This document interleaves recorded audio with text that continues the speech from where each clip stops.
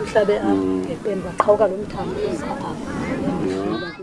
Nali inxeba lokuhlatywa kwalenkwenkwana ngepen esikolweni.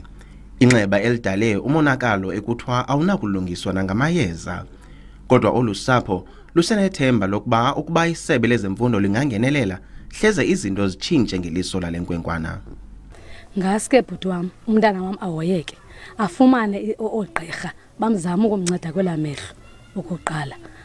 Nam ndiva into yobana umntana wam uhoyiwe sisikolo apho yehle khona le nto because yehle phakathi eklasini.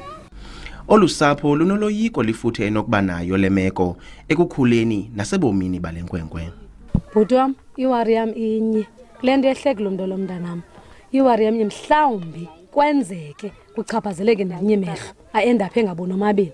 Mhlawumbi kwenzeke into yobana lo mntana kwenzeke into engqondweni abe ngumntana mhlawumbi atshintshe ngumntana othuleyo no very quiet usweet. Mhlawumbi asuka abe ndlobongela umntana amaphelele ezijele okanye afuna uzibuyekezela kwakulaa mntana abe umuntu onengcwangu avela atshintshe. Nantso qha iwari yam ngase kumafumana ispecialist akazanywe qha into endirhalelayo. Iqela elijongene nemiba yabafundi equal education lithi ukungaziphathi kakuhle nobundlobongela kuxhaphakile kubafundi belilizwe yaye oku kudinga inqwalasela.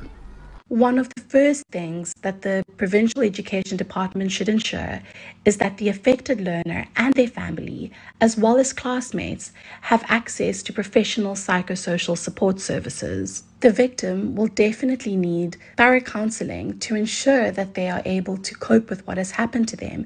Akukotyala livuliweyo emapoliseni yaye isebe lezemfundo alifumanekanga nengxelo yalo ngalomba. Ndingusidima Mveku kwindaba ze SABC kukomani.